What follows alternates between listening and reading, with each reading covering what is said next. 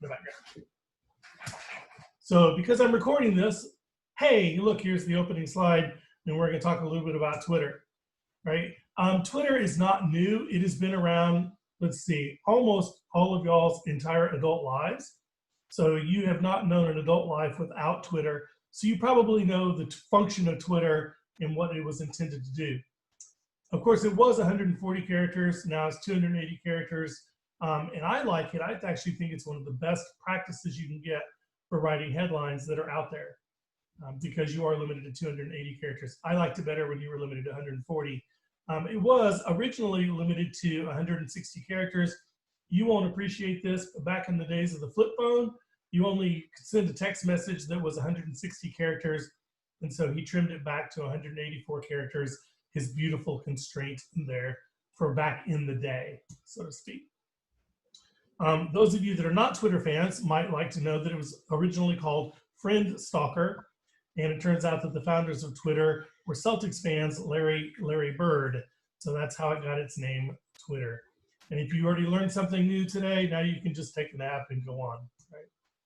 All right, so first of all, let me talk a little bit about how people use Twitter and engage in this idea that it's really not just to fill space out there. I think a lot of people think of social media as, oh my God, this is a waste of my time. And I fully concede that there's a lot of tweets out there that are a waste of time. But if you think of Twitter as this idea it's going to provoke a thought or a response, then all of a sudden you realize that that's very much in line with our mission as journalists.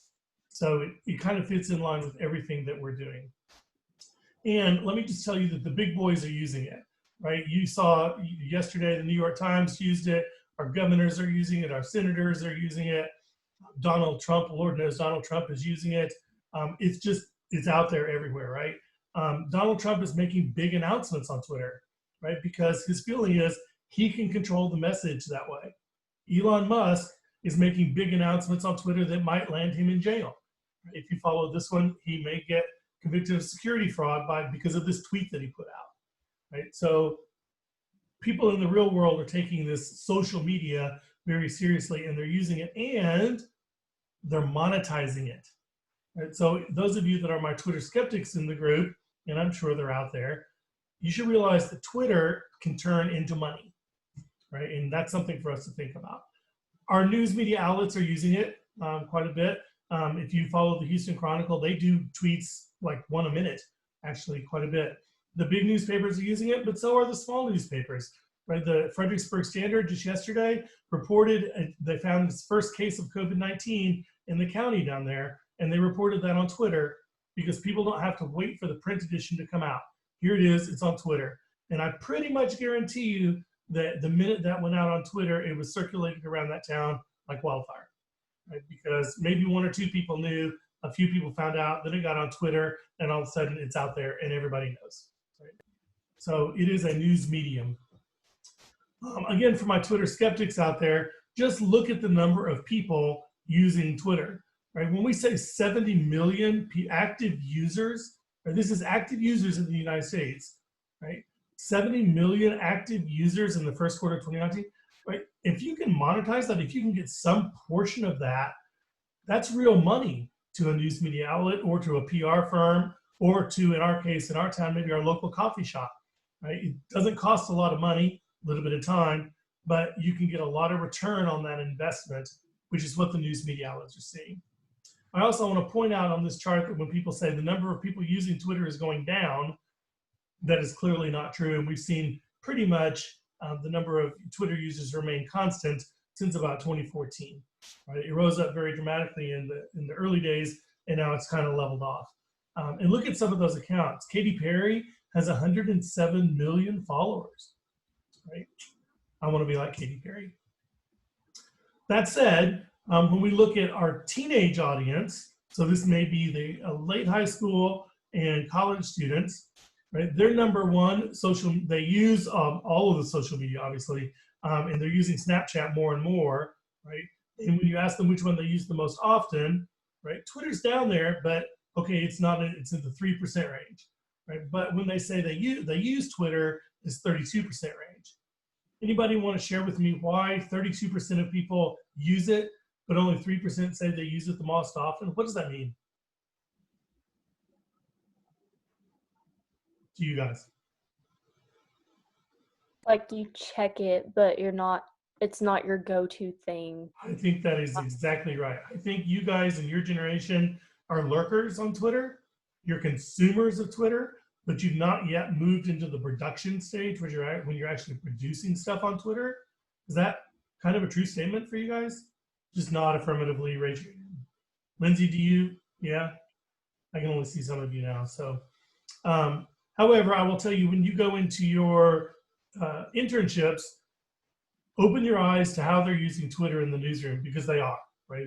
If they're not using Twitter in the newsroom, and I did find one paper that wasn't really using Twitter in the newsroom, I'm going to wonder why, right? Because it's basically free, and I can give you so many success stories off of Twitter and Facebook. It's crazy. Because it has Bradley, yeah. I see this is 2018. I wonder where TikTok would rank. TikTok would, the speculation and this was the most recent data that Pew had. They're always, a little behind. TikTok I think TikTok's going to shoot up, but I'm not sure it's going to stay up. We'll see. Well, yeah, I mean, they're going to have issues because it's a Chinese-owned company. And other issues, right? They're going to have other issues. And I think we've pretty much decided that Instagram, Facebook, and Twitter are not going anywhere. But we'll see, right? We'll see where they go, right? Here's some data that ought to really just make you guys take notice. 2/3 of Americans use social media to get some of their news. Twitter and Snapchat are moving up and up to get news, right? Just to get news, right? So forget about everything else that we get off Twitter. 2/3 of Americans are using Twitter and Snapchat to get their news. And look at some of these numbers, right? Ellen DeGeneres has got 2.03 million retweets and 3.4 million favorites on one tweet.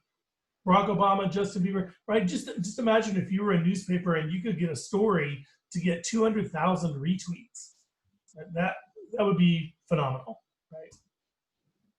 Also, Twitter can be used to start movements. I think there's little doubt in a lot of write-ups about how the Me Too movement was started via Twitter. And here's the tweets that started it, right? If you've been sexually assaulted or assaulted, write Me Too as a reply to this tweet on October 15th of 2017. And then a moment can create a movement. This is our moment. This is our movement. Hashtag Me Too. And those two tweets are credited with starting the Me Too movement, right? So don't think of this Twitter as this little passing thing. 2/3 of Americans are using it to get news. Millions of people are looking at it every day, and it is being used to start movements, right? Here's some more information on news. 41% of Americans report that adults are reporting that they get their news on television, but online is catching up, right? 15 to 23 for a total of 37% are reporting that they're getting their primary source for news is online now. And many people, including myself, think that television is going to go down in the next decade or so, about as fast as print went down in the last decade or so. And social media and online are going to move up, right? So that'd be something for you to watch. Another study, two different studies, more recent study, 55% of adults are getting their news through social media, right? So that's more recent. You ought to take note. And again, look at how they're using the social media to get to news. This particular study showed Facebook, followed by YouTube, followed by Twitter, as the way people are getting news, right? So we can talk about the death of the print media, which I think is hogwash, especially at the local level. But I want to try to convince you that Twitter can be used as a supplement to your other things, your other websites, and your print media.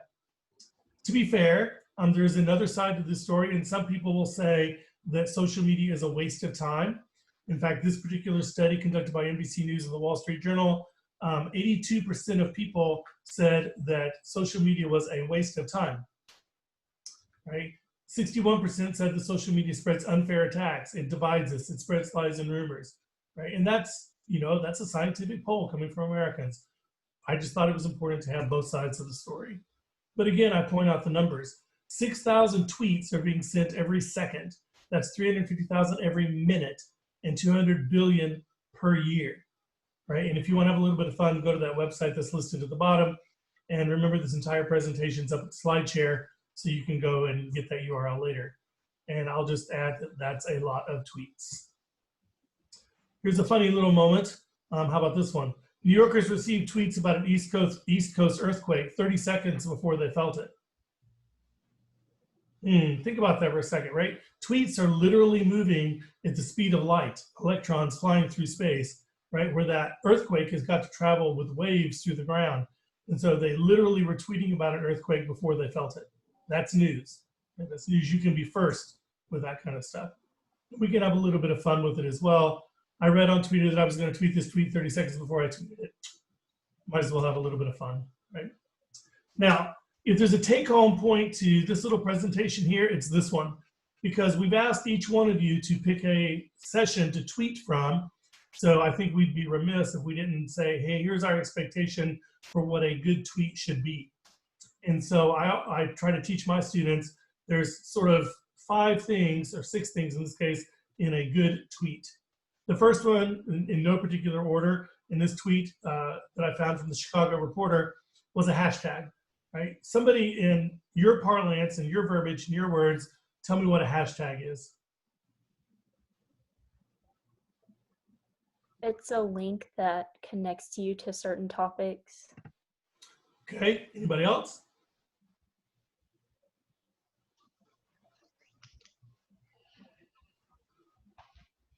Come on, somebody chime in. It's like tags on a blog. Tags on a blog, okay. The way I think of hashtags is they're a search term. They're a way that we unify this giant amorphous thing called Twitter, and we find the stuff that we're interested in. So in this case, if I were interested in everything about journalists, I would put hashtag journalists, and then I can search for that hashtag and find all the stuff about journalists, right? So it's a search term in effect, right? Then there are mentions, right? And the mention is the @ right? Sometimes we call it the @ or the mention or the tag, right? How does a mention differ from a hashtag? Somebody? It sends it direct to them. Oh, Julia, you go first. A mention takes you directly to that person or like group's page, and then the hashtag gives you like a general topic. Okay, somebody else was talking? Sorry, yeah, it was me. I was just saying that usually it sends something to that person, like a notification. I don't know about on Twitter, but I know on Facebook. And hashtag's just your search term. Twitter started this idea of the mention, right? And it's true and now other social media have adopted the convention, right? So when I mention somebody, what happens? If I put a tweet and I mention, say my tweet is Bradley Wilson 09, and I mention Bradley Wilson 09 in my tweet, and then I click send, what happens? They see it, but also so does everyone who follows them. Keep going. I see it, so do their followers, and more importantly, the most important thing, I get a notification. I get a notification, right? When I'm mentioned in the tweet, assuming I have notifications turned on, right? I get a notification. What am I extremely likely to do if I get a notification that somebody has tagged me in a tweet? Click on it. Ding, ding, ding, ding, ding. Respond. Right? And number 1, Jordan says click on it. Caleb says number 2, respond, right? Which is exactly what we want. We want people engaging in the social media. So the more we tag people, within reason, the more likely we are to get eyes on that tweet. Once we've got the eyes there, now we hope that they take action, right? Which we'll cover in just a second. Whoops. Now I've clicked. It won't let me back. Ah.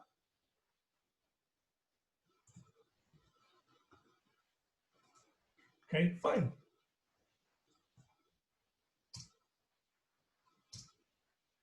All right, third, a call to action, right? We want people to do something, right? So we got to tell them what to do, right? Take 30 minutes a day to learn it on your own, right? Beautiful, great. There's some action for you to take. And we want to give them a message that they care about, a salient message. It'll hurt, it won't be fun, but it'll work, right? This is where I tell you guys quote people that if you're covering a session, quote people and then tag them in it, right? Then they're going to see it. Ooh, I said something that they thought was valuable. That makes them feel good. The Dow Jones people see that we're engaging in stuff. They like that. It all works, right? By the way, that call to action might be a URL, right? In this case, there's actually two. There's the call to action, take 30 minutes a day, and then there's the URL. And then an image, and you guys know from your own Twitter usage that if you look at your Twitter feed, that tweets without images, quite frankly, the eye tracker studies have shown that you don't even see them. You skip right over them and go from image to image, right? But once you see an image that you like, then you're much more likely to look at that tweet. In fact, there's some research out there that show, anecdotal research at least, that shows that it doesn't even matter what the image is, that the image may not necessarily have anything to do with the tweet. So we, as producers of this medium, don't necessarily have to worry about, oh my God, my photographer hasn't gotten back with me with pictures yet. That's fine, right? Get a file photo, get a detail image, get a something, right? You just get some image out there. And then it's really nice when you can provide them with the URL, particularly if you're working for a media outlet. Give them the URL where they can click on that and go get more information. They only got 280 characters. They want more, right? We're an information-starved generation, so give them where they can go for more, right? So there's that's the one take-home, if I've got one take-home message. And then I wanted to give you a few tips for some things that you can do with Twitter that maybe you hadn't thought about.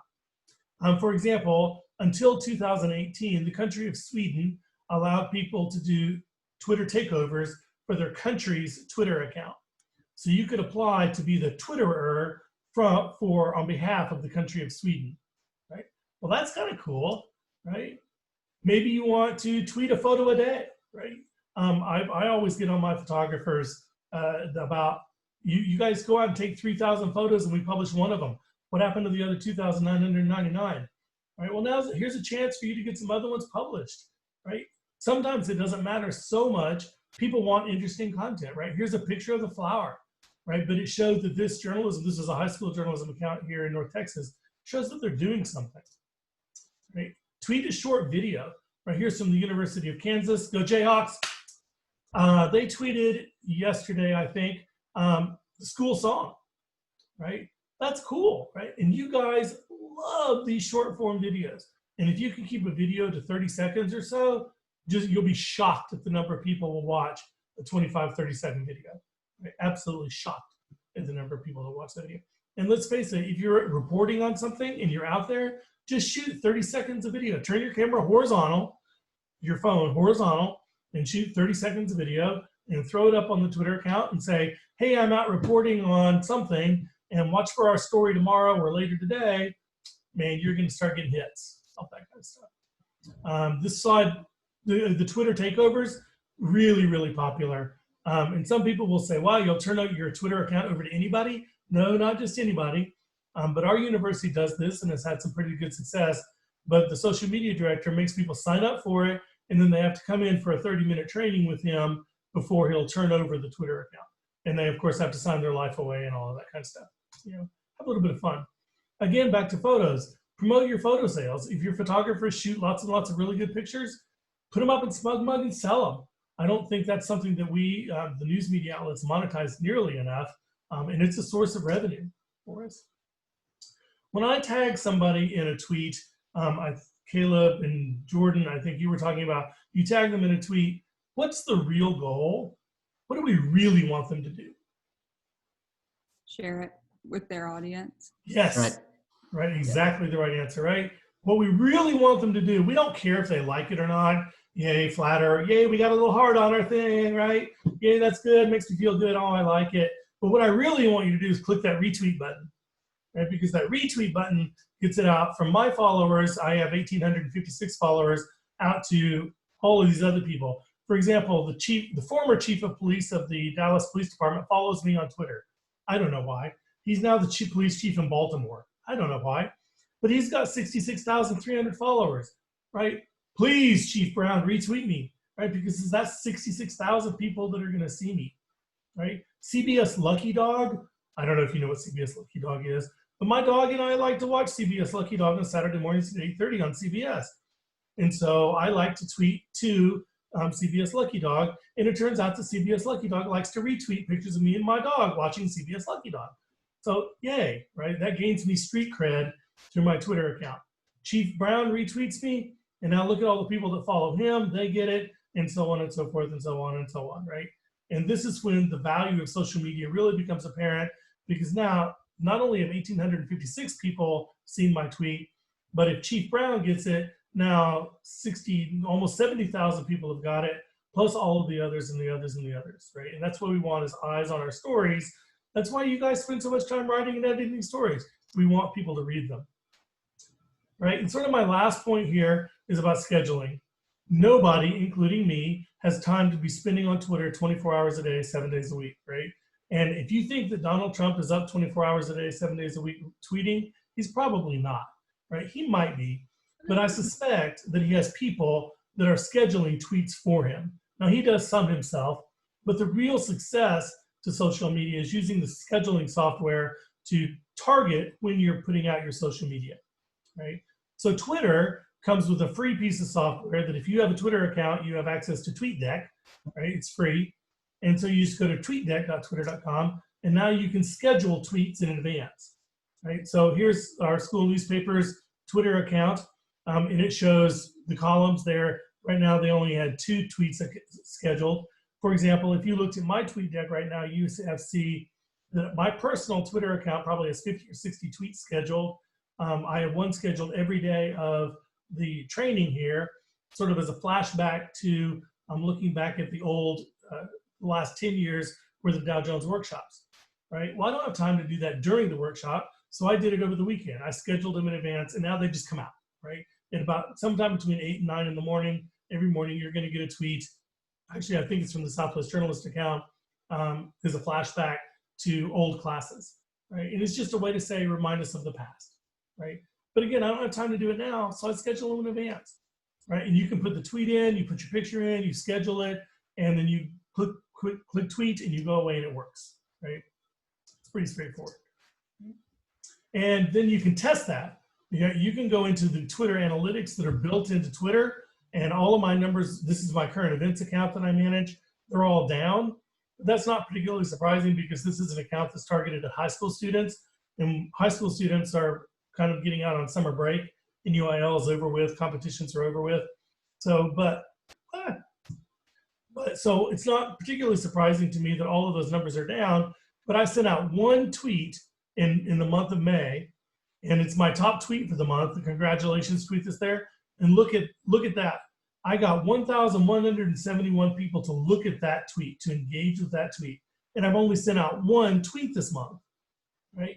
So even though my numbers are down, I'm kind of okay with that, right? I've got a mention in it. I've got a URL to go for more information. I've got a picture. I don't have a hashtag. I should have done better, right? And then I can combine that with my Google Analytics on my website, and I can start tracking, right? And a couple of the things that we've learned, these are just take-home messages for you, is sending out a tweet once is not enough, right? Because it goes down in your feed really fast, right? So we found the optimal number of times to send out a tweet is 3, and then you start targeting your audience.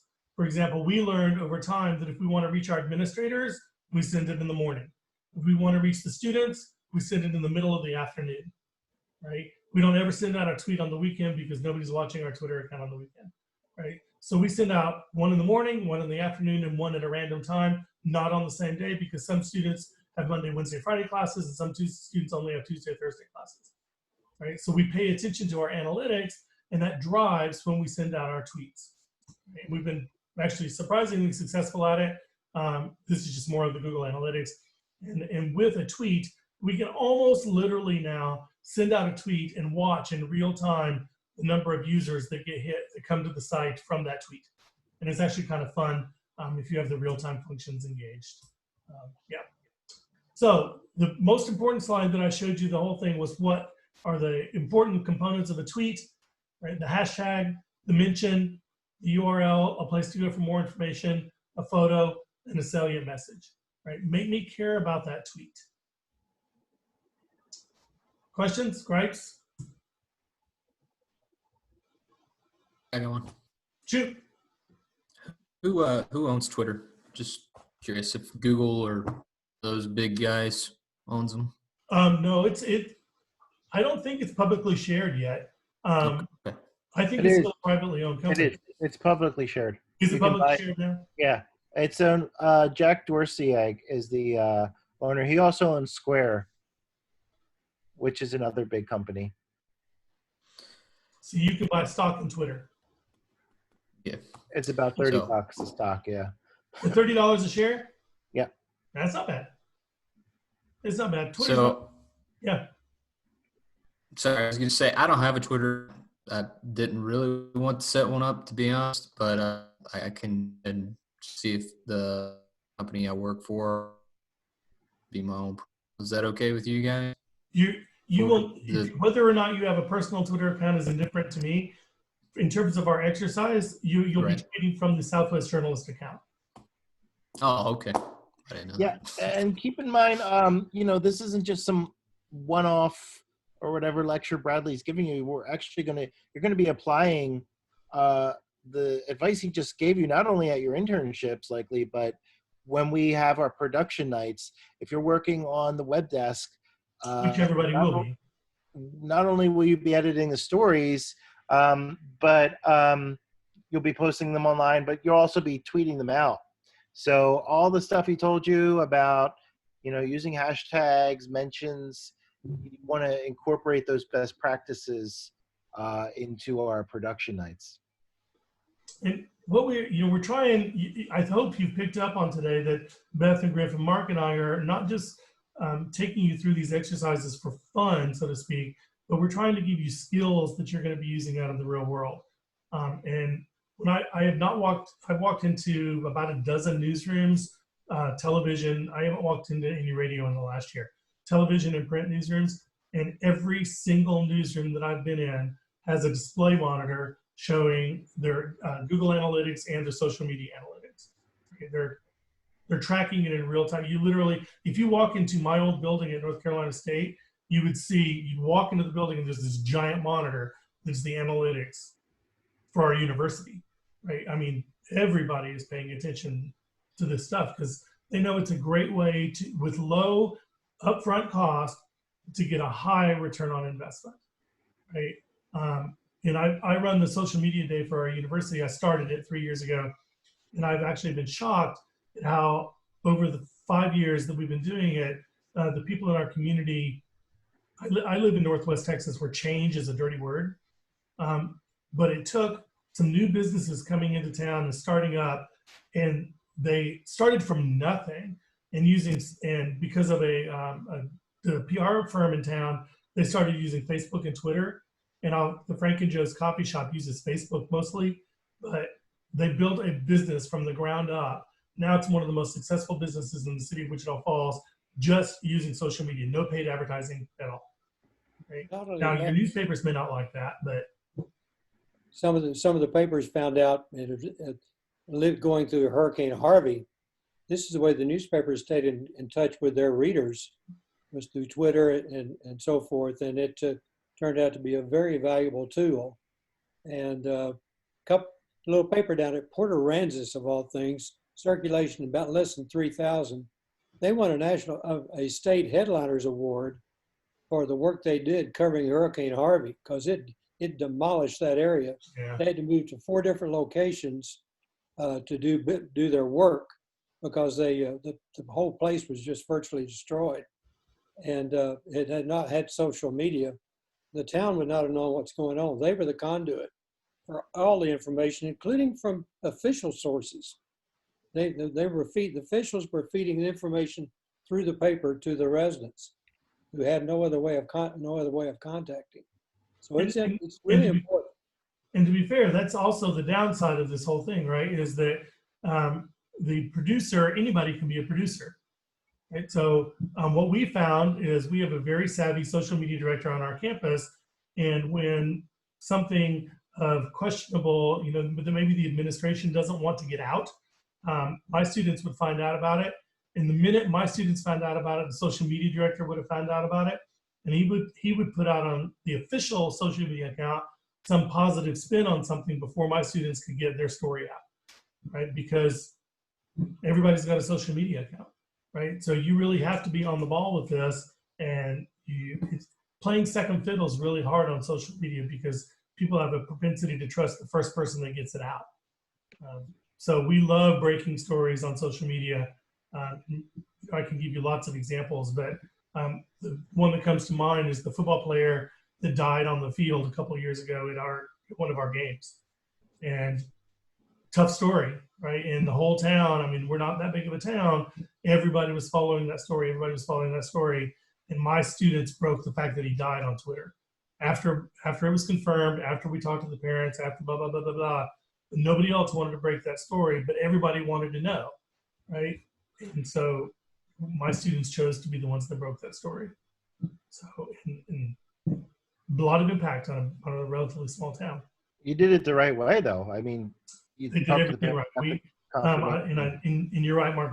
They did everything the right way, and actually got a thank you note from the parents after that. So, Because there's definitely been situations where, people didn't verify things and, they ended up reporting the wrong information. It was a total debacle. Like, I remember the trapped miners incident where they said they rescued them all, and then it turned out they didn't. They rescue any of them, and it was really a crisis. So, it's great to be first, but it's really bad to be first and wrong. yeah. Going back to the Port Aransas thing, people had trust in the paper as a source, and that's why the official sources decided to go through them and eliminate a lot of rumor and misinformation that was being funneled out by individuals. Truly fake news. People, as Mark pointed out, the people were putting out stuff before getting the facts, and that's devastating. Yeah, it was also the same newspaper that reported the death of the football player very accurately and very fairly also reported a COVID-19 case in which it all falls erroneously. So they're with their credibility, right? And it's really hard to get back. All it takes is one. All it